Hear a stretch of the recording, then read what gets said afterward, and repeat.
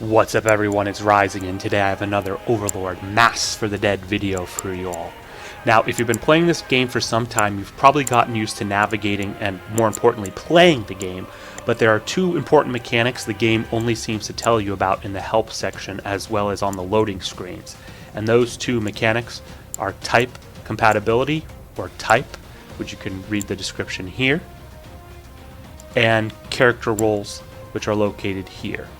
Now, I want you to learn the type compatibility and understand character roles, which will help you with your battle fundamentals and harder missions. Now, let's look at that loading screen mentioning type compatibility. Alright, cool. But there's a better visual representation of this, which I will show you in just one moment. In Masks for the Dead, we have two type compatibility affinities, and that is going to be the triad of colors on the left and the two colors on the right. We'll be looking at both, but first let's start with the triad on the left. And it's a simple rock, paper, scissors system that uses character colors instead of the objects. Each color is associated with a type. What are those types? Red is power, green is speed, and blue is technique. Our rock, paper, scissors matchup are as follows.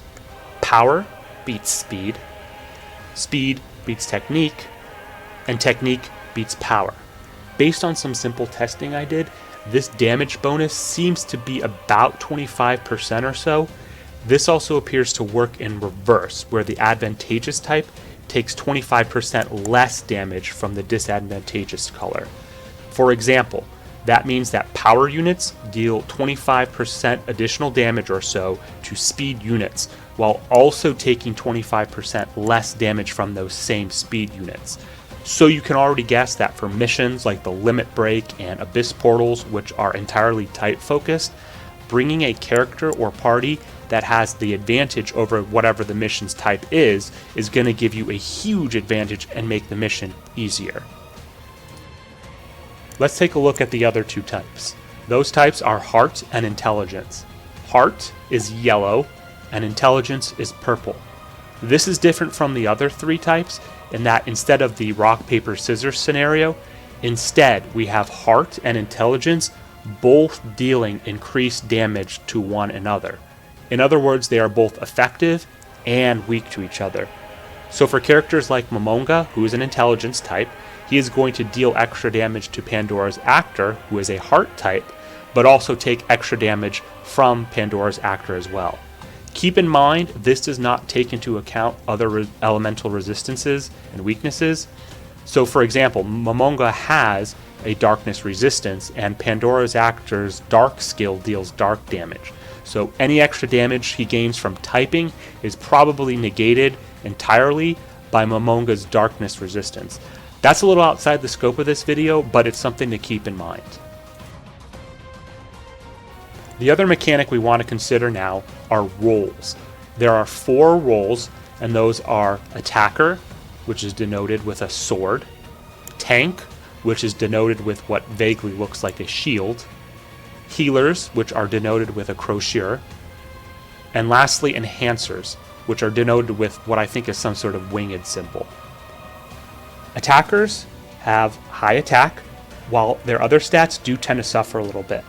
Not surprisingly, they have skills that deal damage to enemies. You'll generally want to build a team that has at least one attacker in order to defeat the other party. Next, we have Tanks. Tanks have high HP and defense and have what are called provocation skills like Taunt to gain enemy hate or aggro to make those enemies more likely to target them instead of your other party members. We also have Healers. Like Attackers, they tend to have lower stats overall, but they do possess recovery skills to restore HP for their allies. For harder missions, these guys are invaluable. And lastly, we have Enhancers. Enhancers are balanced characters with generally balanced stats, and sometimes this includes buffs for their allies or debuff skills to inflict on enemies. A lot of Enhancers also inflict status effects like Albedo's Poison or Shaltyr's Defense Down. You'll generally want to build a party that is reasonably balanced with good role representation, because each role benefits the team in various ways. For example, building a party of all or mostly attackers may be able to dish out a lot of damage, and this may be useful if your party overlevels the content, but a party of mostly attackers probably lacks any competent taking or healing. And so that party of mostly attackers will take a lot of damage back and probably not survive long, and this will be the difference between victory or defeat in most cases. You'll want to consider the strengths and weaknesses of each role and balance and compensate with party members that may be of another role. That's it for types and roles. It's a reasonably simple system, but definitely one you ought to familiarize yourself with, especially when starting tougher difficulty missions. Learn it well, and you will be on the path to glory. Thanks for watching, and be on the lookout for more. Later!